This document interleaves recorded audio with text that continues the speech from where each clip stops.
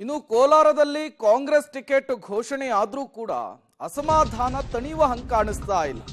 ಮತ್ತೆ ಮತ್ತೆ ಭುಗಿಲೇಳ್ತಾನೆ ಇದೆ ಅಸಮಾಧಾನ.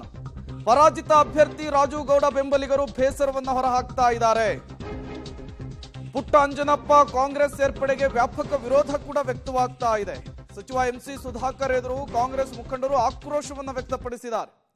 ಕೋಲಾರ ಕಾಂಗ್ರೆಸ್ನಲ್ಲಿ ಎಲ್ಲವೂ ಕೂಡ ಸರಿ ಹೋಗೋದು ಸದ್ಯಕ್ಕೆ ಡೌಟ್ ಅನ್ನುವ ರೀತಿಯಲ್ಲಿ ಕಾಣಿಸ್ತಾ ಇದೆ. ಚಿಕ್ಕಬಳ್ಳಾಪುರ ಕಾಂಗ್ರೆಸ್ನಲ್ಲಾಗಿರುವಂತಹ ಅಸಮಾಧಾನ ಇದು, ಕೋಲಾರ ಅಲ್ಲ. ಚಿಕ್ಕಬಳ್ಳಾಪುರ ಕಾಂಗ್ರೆಸ್ನಲ್ಲಿ ಅಸಮಾಧಾನ ಭುಗಿಲೆದ್ದಿದೆ. ಚಿಕ್ಕಬಳ್ಳಾಪುರ ಜಿಲ್ಲೆಯ ಶಿಡ್ಲಘಟ್ಟದಲ್ಲಿ ಗುಂಪುಗಾರಿಕೆ ಇರುವಂಥದ್ದು ಕೂಡ ಗೊತ್ತಾಗ್ತಾ ಇರುವಂಥದ್ದು. ಕಾಂಗ್ರೆಸ್ನ ಪರಾಜಿತ ಅಭ್ಯರ್ಥಿ ರಾಜುಗೌಡ ಬೆಂಬಲಿಗರಿಂದ ಈಗ ವ್ಯಾಪಕ ಅಸಮಾಧಾನ ಕೂಡ ವ್ಯಕ್ತವಾಗ್ತಾ ಇದೆ.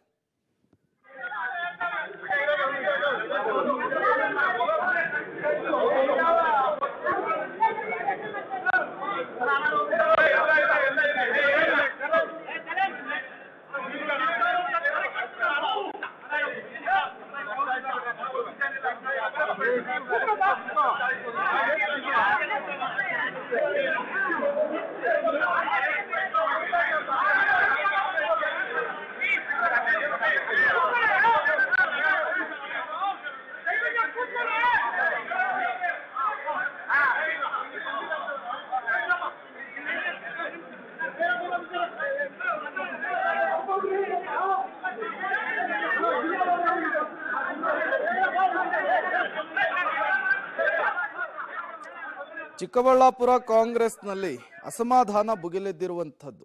ಚುನಾವಣೆ ಹತ್ರ ಆಗ್ತಾ ಇದೆ. ಈ ನಡುವೆ ಕಾರ್ಯಕರ್ತರನ್ನ ಸಮಾಧಾನ ಪಡಿಸಲಿಕ್ಕೆ ಹರಸಾಹಸ ಪಡಬೇಕಾದಂತಹ ಪರಿಸ್ಥಿತಿ ಚಿಕ್ಕಬಳ್ಳಾಪುರ ಕಾಂಗ್ರೆಸ್ ನಾಯಕರಿಗೆ ಈಗ ಎದುರಾಗಿರುವಂಥದ್ದು.